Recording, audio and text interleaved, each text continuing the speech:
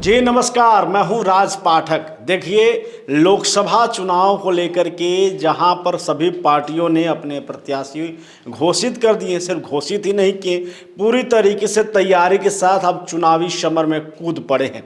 ऐसे में जो लगातार जो लोकसभा सीट चर्चा में बना हुआ है वह है जहानाबाद लोकसभा सीट। जहानाबाद लोकसभा सीट से कई खबरें निकल करके सामने आई।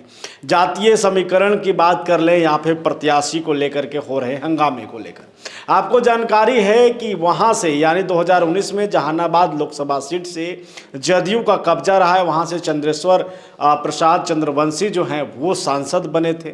उसके बाद जब वो क्षेत्र में गए तो उनका विरोध भी दिखा, लेकिन मामला वो नहीं है, मामला समीकरण का है।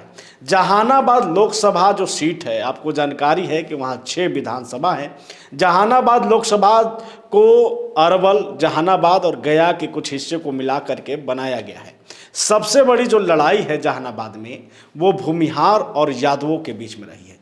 भूमिहार और यादव यहाँ पर निर्णायक भूमिका में रहते हैं। हालांकि अति पिछड़ा भी है, समाज भी है, कुशवाहा समाज भी है और तमाम लोग हैं, मुस्लिमों की भी आबादी है, वो भी भूमिका निभाते हैं। लेकिन जो सबसे सीधी टक्कर जो मानी जाती है जहानाबाद में वो आपको यादव और भूमिहार की है। यही कारण है कि जहानाबाद से अब तक जो है वो 9 बार यादव कैंडिडेट चुनाव जीते हैं और 5 बार से अधिक जो हैं वो आपको भूमिहार कैंडिडेट जो है वो लोकसभा में चुनाव जीत चुके हैं।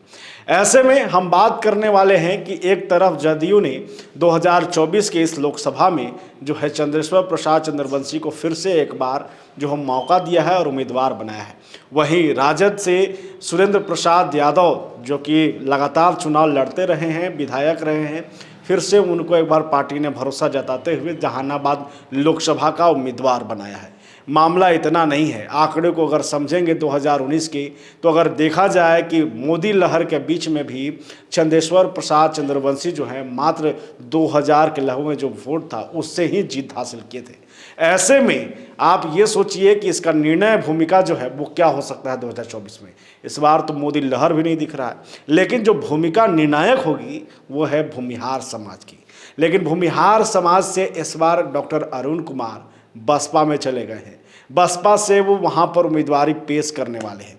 वहीं पर आशुतोष कुमार भूमिहार के नेता माने जाते हैं, वह भी इस चुनावी समर में कूदना चाह रहे हैं। ऐसे कई नाम हैं और ख़ास करके भूमिहार जाति के ही कई नाम हैं जो इस बार जहानाबाद लोकसभा में पहुंचने वाले हैं।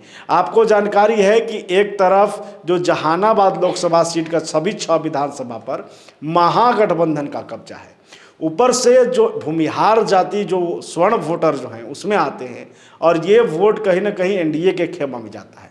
नीतीश कुमार ने ये दाव चला है कि अति पिछड़ा का जो वोट बैंक है वो उनके साथ हो जाए, इसलिए चंद्रेश्वर प्रसाद चंद्रवंशी को फिर से एक बार मौका वहाँ पर दिया गया है। लेकिन भूमिहार जो कभी निर्णायक भूमिका में एनडीए के साथ रहते थे, अब अगर पूर्व सांसद डॉक्टर अरुण बाबू फिर से आ जाते हैं मैदान में, आशुतोष कुमार आ जाते हैं मैदान में, तो ये समझिए कि भूमिहारों का जो वोट है वो बढ़ जाएगा। ऐसी स्थिति में खतरा जो है वो एनडीए पर बनेगा, एनडीए प्रत्याशी पर बनेगा। और अगर आंकड़ों की आप बात करेंगे तो जब 6 विधानसभा में राजद का कब्जा है, माले का वहाँ पर दबदबा रहा है, भाकपा माले के 2 वहाँ पर सांसद हैं, माफ़ कीजिएगा विधायक हैं, तो ये स्थिति वहाँ पर बनी हुई है। भाकपा माले का खास करके वहाँ पर दबदबा शुरू से रहा है जब से ये जहानाबाद लोकसभा सीट बना है। ऐसी स्थिति में जो आमने सामने की टक्कर है वो राजद और जदयू के बीच में है, लेकिन इसमें निर्णायक भूमिका जो निभाने वाले हैं वो भूमिहार जाती हैं। अगर अरुण बाबू आते हैं तो पिछली बार अगर चुनाव की हम आंकड़ा देखेंगे तो अरुण कुमार राष्ट्रीय लोक समता पार्टी से चुनाव लड़े थे और 26,000 के करीब उनका वोट आया था। वहीं पर चंद्रेश्वर प्रसाद चंद्रवंशी जो हैं जदयू से उनको 3,38,000 वोट आया था और यही वोट जो है राजद के आपको सुरेंद्र यादव को जो है 3,36,000 के करीब आया था।